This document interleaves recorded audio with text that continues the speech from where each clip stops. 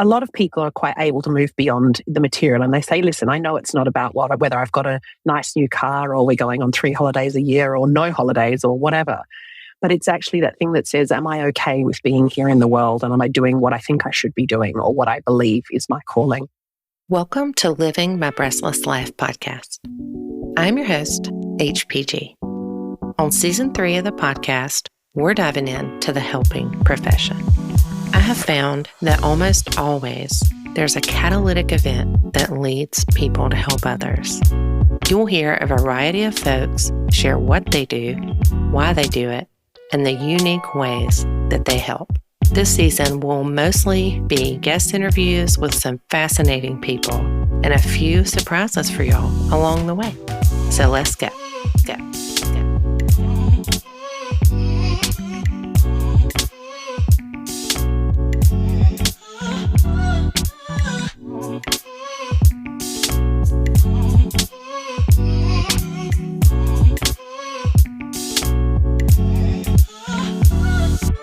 On episode 53 of the podcast, I had the pleasure of chatting with Sidonie Henbest. I met Sidonie in life coach training and truly felt connected to her from the moment I met her. You'll hear a little bit about Sidonie's journey, her approach with her practice, and just a little insight into what we have learned and experienced in our life coach training. We also graduate next week, so let's get into it.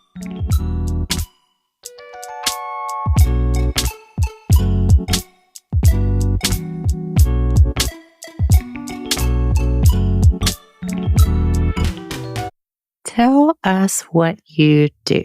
Well, Heather, I work with all kinds of beautiful human beings who have one thing in common, and that is I help them embrace their unique identity, their skills, and ultimately their purpose, and so that they're free to go and tread their own path, live their own unique and exceptional lives. I hope that for people I can be a wayfinder and someone who helps them find their way in their life. But yeah, that's the way I do it. It is really different for different people, but ultimately that's what it is. That's amazing. So I have the pleasure of knowing you from the Wayfinder life coach program that you and I met. Could you tell me what led you to that particular life coach program and what started you on this journey? Yeah, sure. It's such an interesting thing to consider, actually. What led me to the program in the first place was actually the mystical powers of a podcasting platform. And I had been listening to a rather sensational human by the name of Glennon Doyle, who I'm sure you're familiar with, and some of your listeners would be as well. And I was listening to her, and I was folding laundry. And it just kept auto-playing after the podcast that I'd programmed. And on came this woman, and I thought, who on earth is that? Just a remarkable, really extraordinarily insightful, wise, challenging the status quo, like unafraid to be herself. And I thought, who on earth is that? And it was Martha Beck.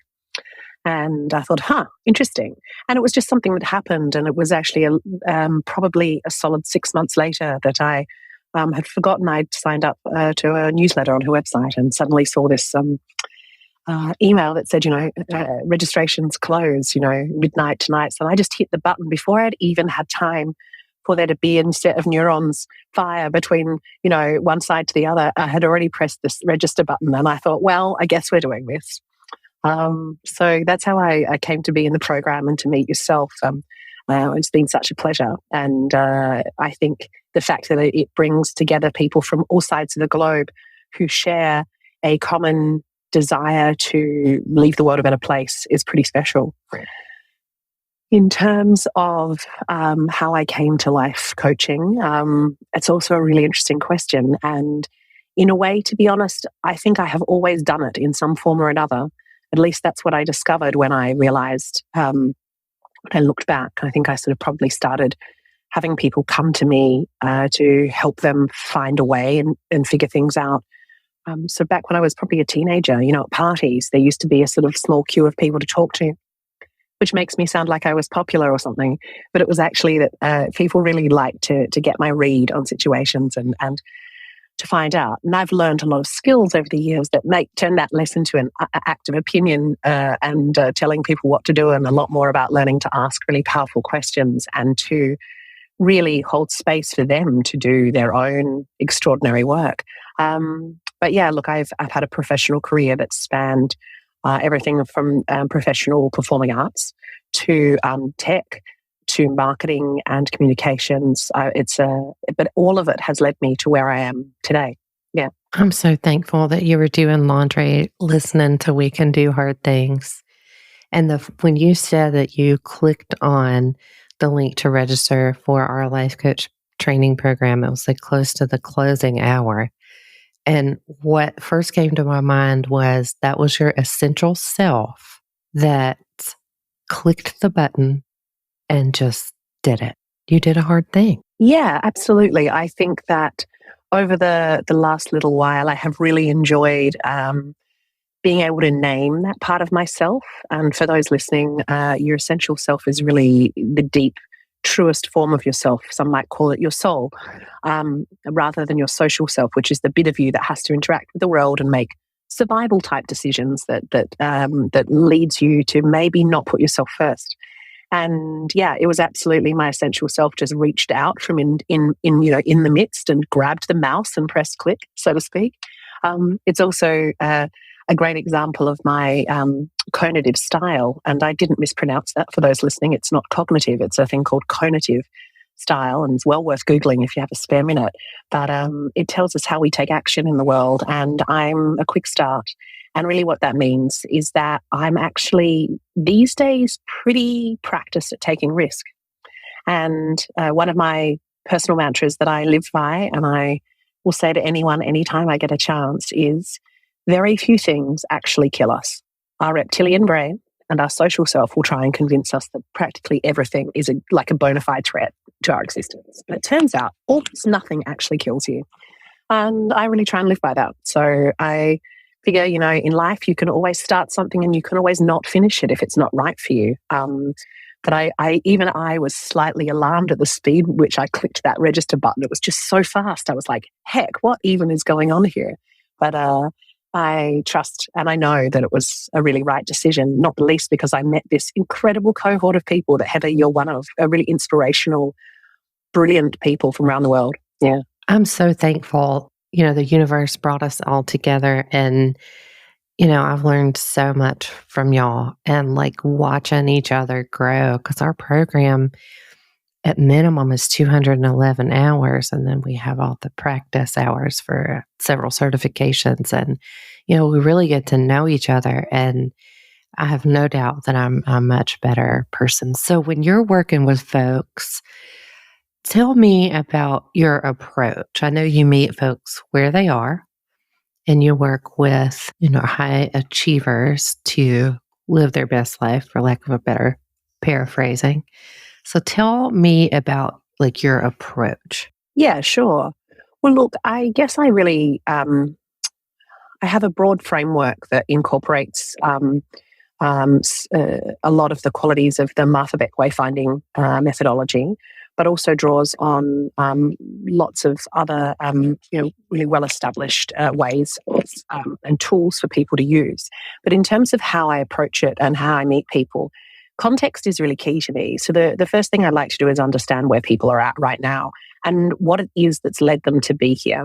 I made a decision really early on in setting up my coaching practice that I wasn't going to really actively go out there and bang on people's doors to get them to come to me, not the least because I know from my own personal development work and my own healing that it really is a case of that we do it when it's time, when it's right for us. But it won't land until we're ready for it to land. So I really let people's own momentum be the guide for that. And then one of the questions I love to ask people right up front is to find out what they wanted to be when they grew up, when they were little. And I do it for a couple of reasons. One is because it's genuinely such a great conversation starter and is fascinating. But it also allows people to step into a place that is unencumbered by the burdens of grown-upness, of adulthood, all the shoulds and woulds and musts and haves and all of that stuff. and allows people, it really tends to show you a little glimpse of their essential self. And from there, if they don't lead me there, I might ask them how they ended up and what they do now, if I don't already know that. And then really what that does is sort of give us, if you like, a starting point. And it's not necessarily actually about the career per se, but it tends to be about how they saw themselves in the world. And one of the causes of unhappiness or dissatisfaction, discontentment, or even that just really odd, deep feeling of uneasiness in being alive is, a lot of people are quite able to move beyond the material, and they say, listen, I know it's not about whether I've got a nice new car or we're going on 3 holidays a year or no holidays or whatever, but it's actually that thing that says, am I okay with being here in the world, and am I doing what I think I should be doing or what I believe is my calling? And so it's a case of really establishing, whether people have a sense of that. And I find they usually do. Whether or not it's something they are prepared to entertain or give themselves permission to do is a whole nother box and dice, and that depends. But we start there, and then I really let them start to unpack it. My job is to try and ask powerful questions, which is both a beautiful and scary job, really. But I really try and remember always that any kind of motion is forward motion in that sense. So, it's not necessarily about moving from killer question to killer question, but really helping people start to unravel that ball of yarn themselves. I don't know why. It's always something. I think I used to tangle things up in jewelry boxes when I was a kid a little bit, Heather, but I've got this really distinct memory of getting a very fine silver necklace, catastrophically tangled in a jewelry box. It probably should have been laid out straight, and I think it's thrown in the bottom. And anyway, and then the process of trying to unpick something like that is just painstaking.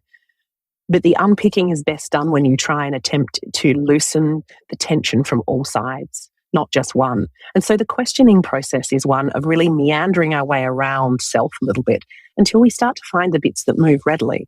And then from there, you've got a way of directing it. And it's always absolutely directed by the person who's there. It's their journey.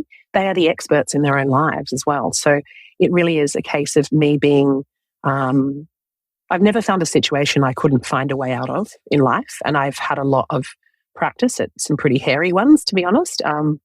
I say hairy, and that's probably a bit of vernacular. I don't know how well that translates, but I've certainly, I'm a trauma survivor, and in a number of different ways. And I've had lots of opportunities to get to know myself in that, but also to understand that it is innate to the human condition to survive. So, but beyond that, it's really about thriving. So, we start the process of asking questions, and then for me, one of the other things I do is, and this is partly actually I've been told by lots of people, this is the experience they have of working with me or conversing with me about things, is that I sort of help them light the fire.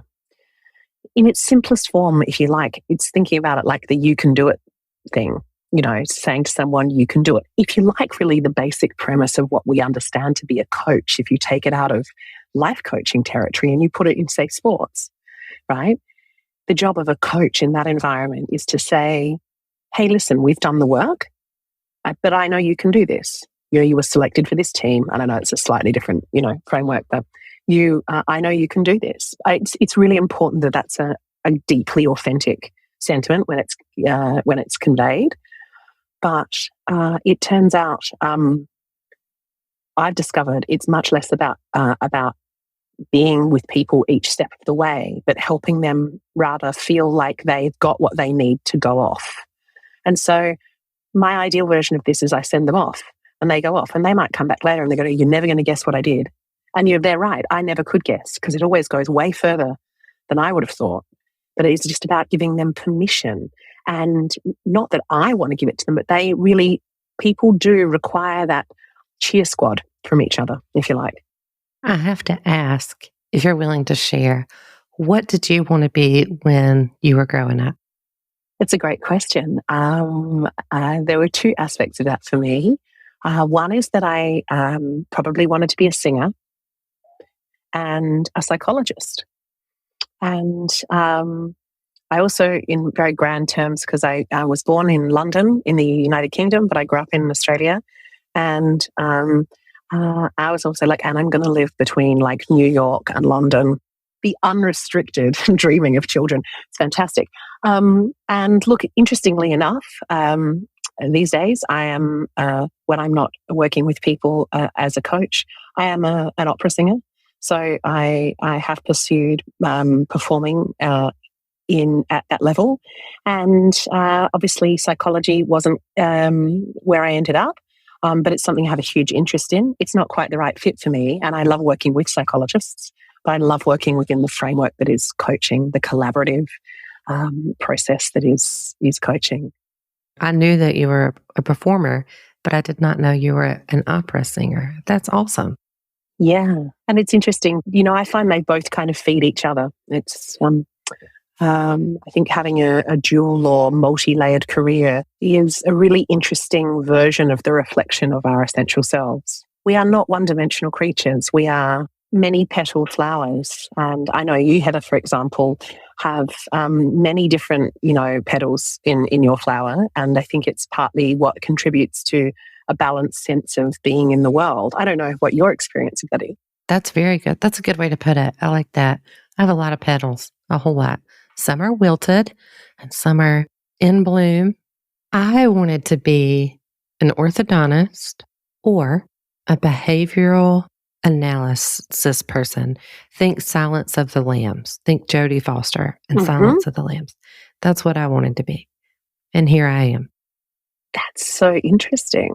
An orthodontist and, someone who analyzes people with like sociopathic and psychopathic behaviors. It's super interesting. I love, see, it's the most fascinating question to ask people because you get to know a version of someone that's different than the one they present to you. And, when they say like, hi, my name's Heather, and people don't say, when I was a kid, I was tossing up between orthodontist behavioral analysis. It's interesting. I think Jodie Foster in that film had a really striking impact on me as well. And I think you and I are a similar vintage in terms of the age we probably were when we saw that film. And it's, that probably contributes quite substantially to my sort of career aspirations too. And I wonder why, and I suspect, to see an insightful, powerful woman who uses her own training but deeply instincts as well. I think it's more than just the book knowledge there. That's someone who's accessing in what we in Wayfinder terminology would call the essential self as well, so that when the books start to let her down, she has to go for something deeper within her. And I don't know whether that's partly what has led us. Here we are some years later. A few. So Sidonie, tell us where we can find you. Well, I'm currently located in Australia in terms of physically, although I do love to travel as much as I can. But I practice face-to-face, so in one-on-one. I can facilitate group work, and I love to do that and be part of really vibrant conversations and collaborations in that way. But I also have online presence and have discovered really in the last couple of years, as I guess the whole world has, what a powerful place the digital space can be, and certainly in terms of working together. Had I not had the experience, I must say, of going through a really intensive training protocol with the Wayfinder program in terms of really unpacking powerful work online, I probably never would have quite comprehended how effective it can be as a platform for working with clients in this space. I mean, I think we all knew you could take a meeting with it, but I think in a lot of ways, sort of the COVID era gave us a lot of reasons to hate digital as well. It became a very tiresome, performative space, but I've definitely learned to love it and embrace what it brings, which is an ability to create really profound, beautiful connections Heather, you and I have never met, but it's like we know each other, on a pretty special level, and that's courtesy of the magic of the interwebs. So yeah, I have my own website because I have a really unusual name. When I was branding my business, I went through a whole process, and then I thought, you know what, I was given something completely unique, but by the virtue of how my parents named me. Thanks, parents. So I thought, you know what, rather than come up with something weird and fancy, I could just use the weird and fancy I already have. And that's my name. So you can find me on all handles because I'm the only person in the world with my name. I am just my name on every platform you can imagine. And that is Sidonie Henbest. So find me all kinds of places you'd expect to find people discussing, coaching, music,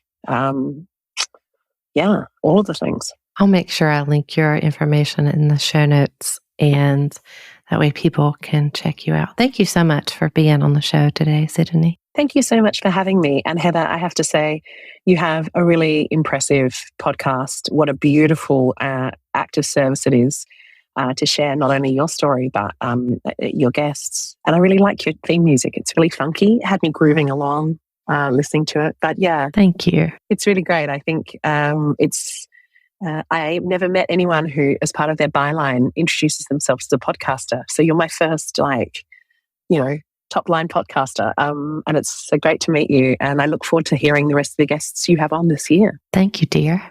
Thank you for listening to this episode of Living My Breastless Life. Head over to Instagram and follow According to HPG to stay connected to the show. Go get your mammograms.